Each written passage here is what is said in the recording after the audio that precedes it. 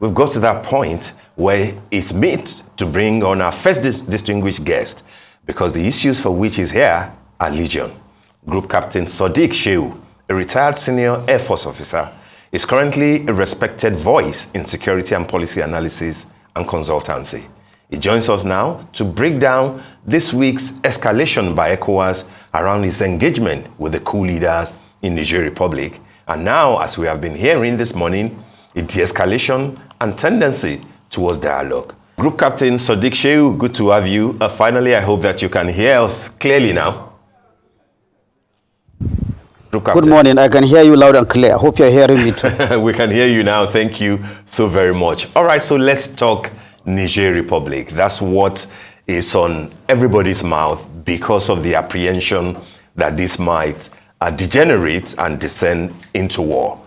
We know that President Bola Ahmed Tinubu is not jettisoning diplomacy and dialogue, but at the same time, is also seeking approval from the Senate that, should in case it leads to military action, it needs their approval. People are worried. Many northern elders have expressed apprehension and saying that we do not want war, given the fact that we share a border, about 1,400, stretch of borderline with Niger Republic. Of course, how close former President Muhammadu Buhari is with Niger Republic. Where do you think we're headed? And do you think that dialogue can still work in the next 48 hours before things, degenerate into what many people in Nigeria may not really fancy? Okay. Thank you very much. First, let me put in some perspectives. Nigeria's position in this Niger problem is a very delicate position.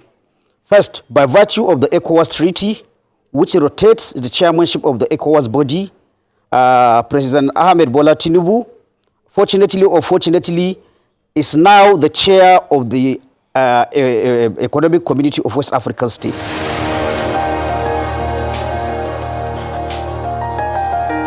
And we're still with Group Captain Sadeeq Shehu, who was making a point about the issues going on in the Niger Republic and the position of ECOWAS.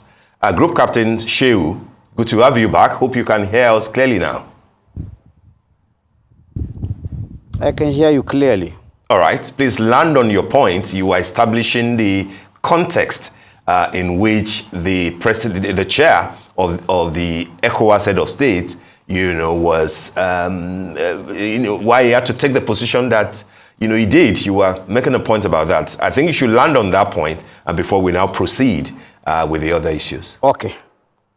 So, Nigeria being the chair of ECOWAS presently, President Ahmed Bola Tinubu has the very unenviable task of convening meetings and announcing, all measures that the ECOWAS community has agreed upon.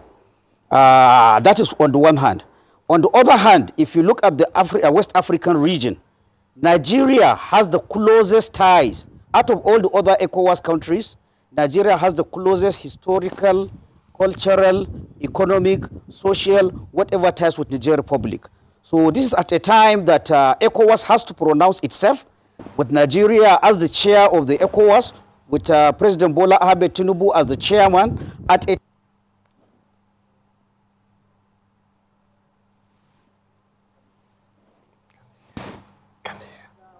action Nigeria is taking, unless it is carefully worded, unless Nigeria tries to carry all the weight of the ECOWAS members, there is the tendency, there is the risk that any action taken will be seen as Nigeria versus Niger. Whereas it is not a Nigeria versus Niger problem, but careful wording, careful selection of words, careful rhetoric, either from the political leaders or from our military, may try to present that situation where it will be seen as if Nigeria is going on its own to attack Niger. That is one issue. Now, secondly also, with regard to what ECOWAS needs to do, we have to know that all the actions that ECOWAS is contemplating are covered under the ECOWAS protocol relating to the mechanism for conflict prevention, management, resolution, peacekeeping, security, which was adopted in 1999 and was signed by in 2000. Community of West African states. Now, without going into detail, what this protocol says is that all the 16 countries have already pre-agreed that when certain things happen, the ECOWAS body can decide to deploy into the country. When you look at Article 25 of that protocol, which gives conditions for which any action by ECOWAS can be triggered, it says in any situation that could provoke humanitarian disaster, in any situation that presents serious threat to the security of the sub-region, in any situation that leads to violation of human rights, and then specific to this issue, in the event of overthrow or attempted overthrow of a democratically elected government. So, by signing this document, it's like all the 16 ECOWAS countries have already the conditions I cited, it doesn't have to be all of them, any one of them. So, seeing that, it means that Niger as a country, by signing to that agreement, has already accepted, just like any other of the other countries, that if there is problem, when the ECOWAS agrees it's a threat or it involves the overthrow of the government, the ECOWAS can intervene. That is one issue. There is also how do we get the ECOWAS to agree where to intervene? Article 26 of the protocol also covers this. It says if there is a decision by the ECOWAS authority, that's authorities of head of state. If there is a decision by the Mediation and Security Council, the ECOWAS has its own Security Council. If there is a request by a member state, if it is through the initiative of the Executive Secretary of ECOWAS, or it is at the request of the African Union or the United Nations. Again, this Article 26, it doesn't have to be all. Any one of these circumstances, ECOWAS can trigger its intervention in the country. So in this case, there is the even request by the Niger government, whether it is because the head of state, it's not really necessary. If we go strictly by the by this ECOWAS protocol on prevention of security. However, there is a slight discrepancy between what the ECOWAS protocol has and what the United Nations has. The United Nations, in its charter, it agrees with the existence of regional arrangements. But the United Nations Security Council reserves the power to authorize any intervention to itself. That is to say, despite the existence of a regional security body, whether it is ECOWAS, whether it is Central African body, whether it is NATO, the consent of the United Nations Security Council must be sought before any intervention. So this is the legal problem between the ECOWAS protocol and the UN. The ECOWAS protocol did not talk about getting consent from the United Nations, did not even talk about whether it is absolutely necessary that the state to be intervened into must request. No, it is just a decision of the ECOWAS Security Council. So, say this is, like I said, Nigeria being the leader of ECOWAS now, a region that is bedeviled by coups and people refusing to vacate power. In the last 3 years, we have 9 such military coups. The concern of ECOWAS being led by Nigeria can be understood. But like I said, it is very necessary, to ensure that in our wording, in our action, in our body language, it is not portrayed as if Nigeria wants to go on its own. What do I mean here? It means Nigeria must ensure it has the backing of majority, if not all, of the ECOWAS members. All is not possible, but the majority of the ECOWAS members in whatever reason they are going to do. A second issue I want to draw the attention of everybody is that if we look at the communique issued by ECOWAS after the meeting in Abuja on 30th of July, most of us in commenting on this issue will forget the letter and text of that communique. What it says is that ECOWAS will take measures which may include use of force. But unfortunately, being human beings, people are looking for action. People like fantastic stories. So all the issue, all the discussions when you see, it is forgetting that phrase of which may include. What does that mean? It simply means there are other measures that ECOWAS is going to take before we go to the final stage. But when you look at, media reports, when you look at commentators, all we are looking is that when is that invasion going to do? If you ask me, looking at the legal issues involved, looking at operational issues, looking even at the issue of getting all the support of the ECOWAS, I can tell you right away that a military intervention is very, very highly unlikely in this case.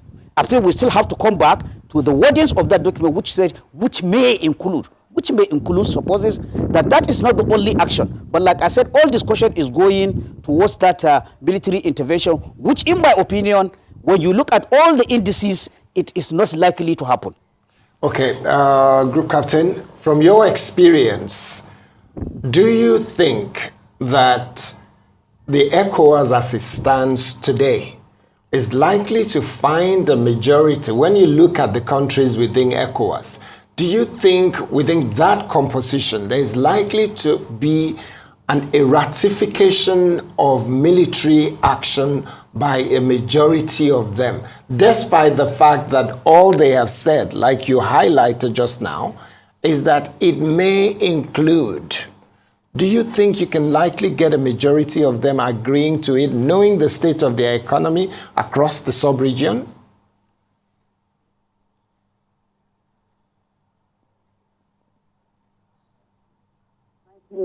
I think beginning with Rwanda, we saw Dr. Konza study, international relations and international peacekeeping. We saw a reticence. In fact, it started from Somalia, the famous Hawk helicopter that was shot down in America. We started seeing a reticence by the major powers to get involved in African conflict. Unfortunately, it's Africa that has the majority of the conflict in which the UN intervenes. So people started thinking, what will be the African solution for African problems? We have the debate of the African, there was this force that was touted by Nigeria as far back as the 1970s, an African high command. I think it started during Murtala. We never got to that. Now, in the 1990s, when we saw the major powers being reticent to emerge, because to be honest with you, when you look at the other advanced countries, an issue that will make them to lose a soldier must be an issue which in their own determination has serious national interest. If not, they will rather sublet or subcontract the work or give the money to Africa to go there. So we started thinking about what is African solutions. Africa carried the debate. Since it was African, before it even became African Union, that all the sub-regions should set up, regional brigades or battalions that can be deployed at short notice. But to be honest with you, up to now, from that debate, I don't think any of the regional bodies in Africa has a standby force that is ready to deploy. So this is one thing when I said about operational issue. Right now, the ECOWAS does not have a standby force that is ready to deploy. And like I said, when you want to do a regional action, even if one country, let's say Nigeria, which they call us the giant of Africa or the hegemon in the region, even if we have enough forces to launch the operation on our own, it's not advisable on its own Nigeria to carry all the forces and go to wherever this deployment is required. It's always necessary to carry, even if it is one officer from each of these countries. Now you pointed to the fact that most of the countries, after all the meetings in Abuja, we have to critically examine how many of these countries are actually willing or able to contribute to any force that will go to Niger. Willing. We understand also already there are already 4 or 5 countries in the sub-region that are already under military rule. So technically, those countries are not going to be part of that force. They didn't attend the meeting of 30th July.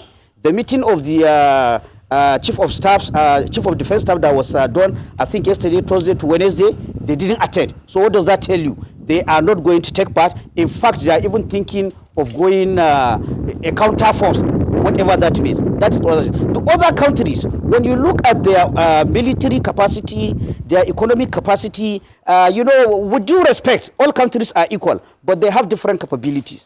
So when you look at all these things, the feasibility, no matter the willingness, I think the feasibility, of such a force, moving quickly for that matter, is not likely to happen. So what I see, but it's at the same time, I think there are these tactics of you use threat, but you don't use the threat. Maybe that's how we're going to advance. We will, ECOWAS will, broadcast that it is preparing for a military intervention if necessary, but at the same time, I think what will work is dialogue, those sanctions, cuttings of diplomatic, economic relations, those ones may apply, especially since, as we are seeing, the United Nations, in principle, has already given support to what ECOWAS is doing. European Union is doing the same.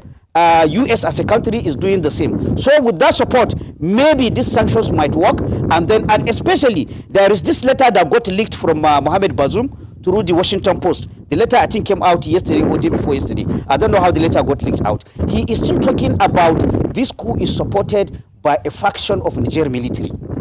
By a faction of now, if we believe him, it means there is a window that if sanctions are applied, the people will give away. But there is a danger.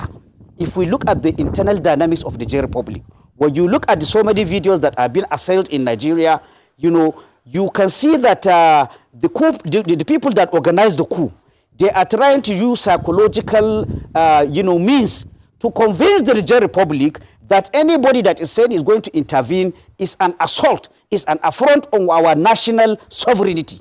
Now, if the the coup plotters are able to win over a majority, not even a majority, a sizable number of Niger citizens, and they support them, then to be honest with you again, the chances of them going back and allowing Mohamed Bazoum to come back to power, again, it becomes more and more difficult. I think that's what they are using now. Okay. And with due respect, I've said it elsewhere, the Niger population, unlike in Nigeria, they are more united. They are more patriotic.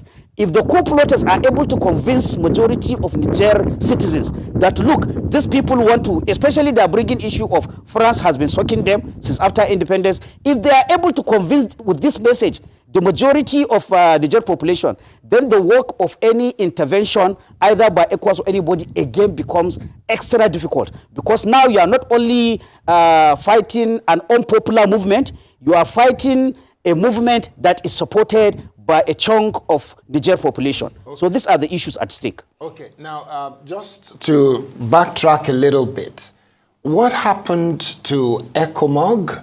I thought this was supposed to be a force that will be a standing force. What happened to ECOMOG?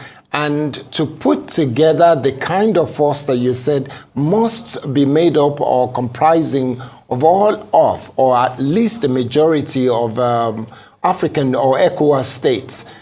How do they begin to get that together, and how long do you think it will take for them to get that together?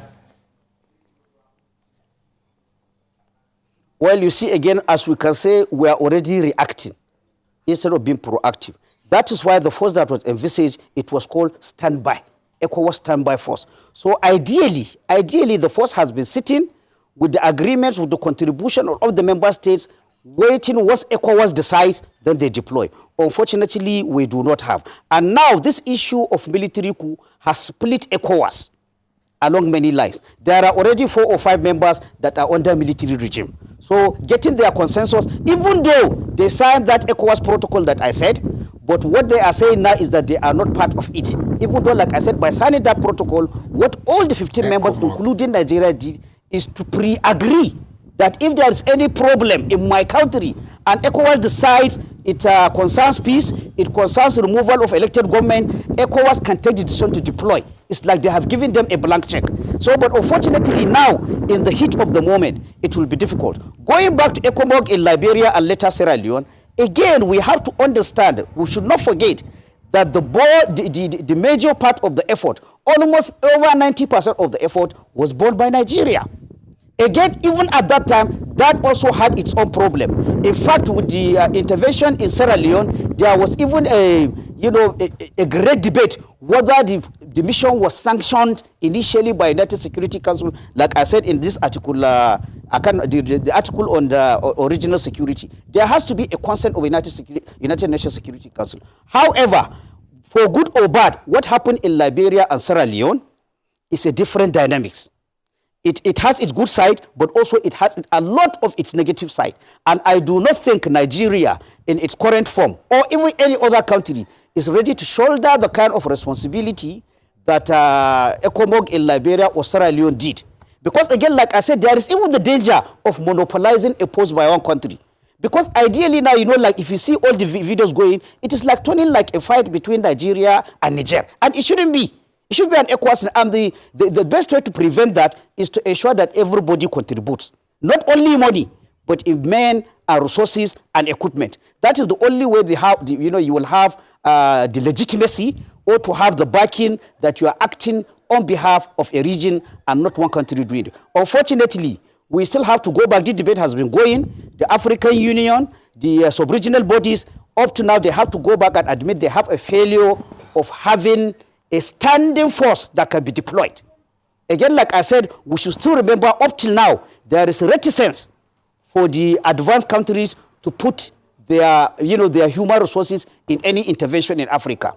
We've seen, support from US in principle, from even France, from European Union, but I can assure you they are not going to put boots on the ground. They may provide money, they may provide maybe intelligence, Reiki, at most maybe they provide airlift, but they are not going to put their forces. So again, we are back to the situation of African problems needing African solutions with the buy-in of everybody. All right, Group Captain, 2 questions from me. The first one, very quickly. What happens if Niger pulls out of ECOWAS? What do the treaty and the ECOWAS protocols say about a non-member nation and how ECOWAS can intervene? As you know, Chad is not a member of ECOWAS. There was a coup in Chad. It's a young military general, the son of the former president, that is there. But here we have ECOWAS engaging a coup plotter in Chad to negotiate and intervene on the Niger Republic. So first question, what happens if Niger says, okay, we are no longer a member of ECOWAS, we're on our own?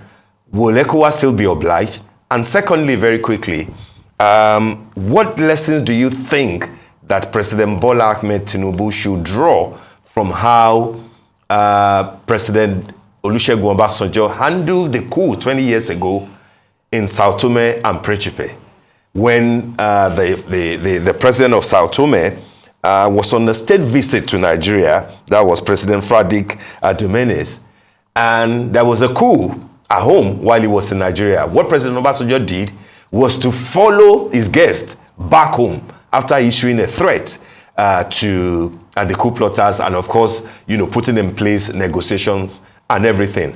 And of course, the gentleman Kobo, Fernando Pereira, who led the coup then, had no option but to stand down. That was a lesson. Do you think that there's a lesson that President Tinubu can draw from the way that President Obasanjo handled that challenge back then? Although we know that Sao Tome is not the same thing as Niger, but are there lessons to be learned from that encounter of 20 years ago?